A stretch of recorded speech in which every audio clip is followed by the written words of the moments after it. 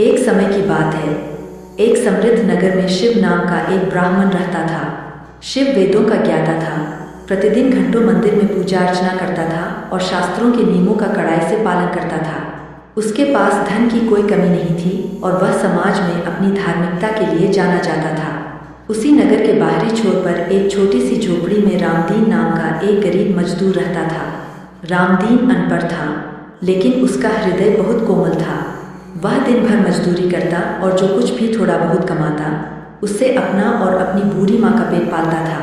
शिव का मानना था कि भगवान केवल कठिन तपस्या, संस्कृत के श्लोकों और कीमती भोग प्रसाद से प्रसन्न होते हैं।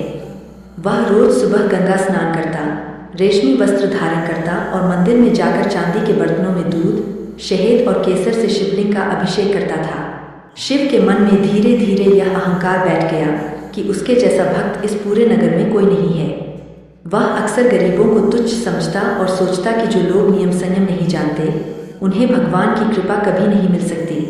दूसरी ओर रामदीन के पास न तो संस्कृत के मंत्र थे, न ही चढ़ाने के लिए दूध या मेवे। वह काम पर जाते समय रास्ते में पड़ने वाले एक पुराने टूटे फूटे शिव मंदिर के सामने बस सिर झुका लेता। कभी भी जब उसे दिन भर की मजदूरी के बाद 2 सूखी रोटियां मिलती तो वह उनमें से आधी रोटी मंदिर की चौखट पर रख देता और कहता, हे प्रभु, मेरे पास यही है, आप भी चख लीजिए। रामदीन को यह भी नहीं पता था कि पूजा की सही विधि क्या है, बस उसे महादेव पर अटूट विश्वास था। एक साल नगर में भीषण अकाल पड़ा, नदियां सूख गईं और अन्न का दाना मिलना मुश्किल हो गया। शिव ने अपने भंडार से अनाज निकालकर बड़े बड़े यज्ञ किए ताकि वर्षा हो सके। उसने हजारों ब्राह्मणों को भोजन कराया और कीमती हवन सामग्री जलाई, लेकिन आसमान से एक बूंद पानी नहीं गिरा। शिव परेशान हो गया। उसने सोचा, मैंने इतनी पूजा की, इतना दान दिया, फिर भी महादेव मेरी प्रार्थना क्यों नहीं सुन रहे। उसी समय रामदीन की हालत और भी खराब थी। वह खुद कई दिनों से भूखा था, लेकिन उसके मन में ईश्वर के प्रति कोई शिकायत नहीं थी। एक दिन रामदीन को कहीं से एक छोटा सा लोटा पानी मिला। वह खुद प्यासा था, लेकिन उसने सोचा कि मंदिर का शिवलिंग धूप में तप रहा होगा। वह लड़खड़ाते कदमों से मंदिर पहुंचा और वह सारा पानी शिवलिंग पर अर्पित कर दिया। उसने रोते हुए कहा, प्रभु, मैं तो प्यास सह लूंगा, पर आप इस तपती गर्मी में कैसे रहेंगे, कृपा करें। उसी रात शिव को स्वप्न में महादेव के दर्शन हुए। शिव अत्यंत प्रसन्न हुआ और बोला, प्रभु, क्या आप मेरी कठिन तपस्या और यज्ञों से प्रसन्न होकर आए हैं। महादेव ने मंद मुस्कान के साथ कहा, पुत्र, तुम्हारे यज्ञ और मंत्रों में श्रद्धा से अधिक अहंकार था।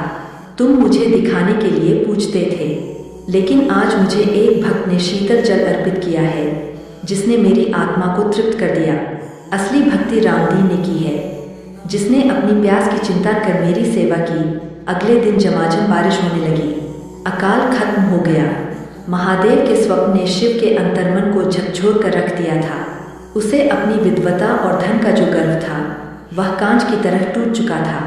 अगले दिन सुबह जब मूसलाधार बारिश ने धरती की प्यास बुझाई तो शिव ने रेशमी वस्त्रों के बजाय एक साधारण सूती वस्त्र धारण किया और सीधे रामदीन की झोपड़ी की ओर चल पड़ा।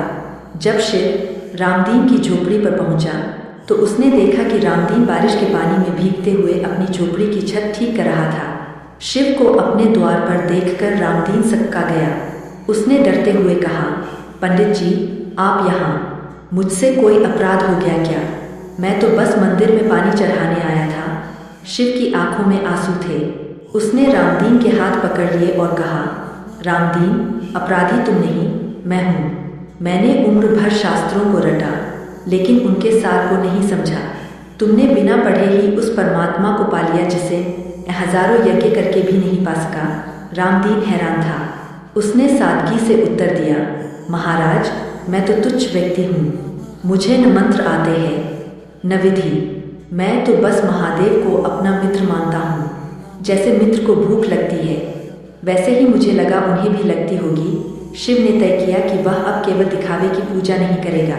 उसने अपनी धन संपत्ति का एक बड़ा हिस्सा नगर के गरीबों के लिए अन्न क्षेत्र, मुफ्त रसोई खोलने में लगा दिया। लेकिन इस बार यह दान अहंकार से नहीं बल्कि सेवा के भाव से था। उसने रामदीन को मंदिर का मुख्य सेवादार बनाने का प्रस्ताव दिया। रामदीन ने मना करते हुए कहा, पंडित जी, मेरी भक्ति तो मजदूरी के पसीने में है। अगर मैं काम छोड़ दूंगा तो प्रभु को अर्पण करने के लिए मेरे पास अपना परिश्रम नहीं रहेगा। रामदीन की इस बात ने शिव को एक और बड़ी सीख दी, कर्म ही पूजा है। यदि मन में ईश्वर का वास है तो हर कार्य भक्ति बन जाता है। धीरे धीरे पूरे नगर में यह बात फैल गई कि महादेव एक गरीब मजदूर की सूखी रोटी और एक लोटे पानी से प्रसन्न हुए हैं।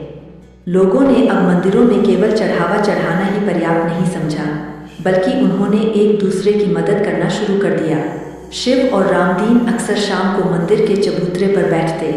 शिव वेदों की कथाएं सुनाते और रामदीन सरल भाषा में उनका अर्थ समझाता। शिव का ज्ञान और रामदीन का अनुभव मिलकर एक ऐसी ऊर्जा पैदा करते कि दूर दूर से लोग शांति की तलाश में वहां आने लगे। शिव ने अब पत्थर की मूर्ति में ही नहीं, बल्कि हर भूखे और प्यासे व्यक्ति में शिव को देखना शुरू कर दिया था। वर्षों बीत गए। जब रामदीन और शिव दोनों वृद्ध हो गए तो एक शाम मंदिर की आरती के समय दोनों ने एक साथ अंतिम सांस ली। कहा जाता है कि उस दिन मंदिर के शिवलिंग से एक दिव्य ज्योति निकली और दो भागों में बंटकर दोनों के शरीरों में समा गई। नगरवासियों ने देखा कि मृत्यु के बाद भी दोनों के चेहरों पर एक अलौकिक संतोष और मुस्कान थी। सच्ची भक्ति का फल उन्हें मिल चुका था, सायुज्य मुक्ति यानी ईश्वर में विलीन हो जाना।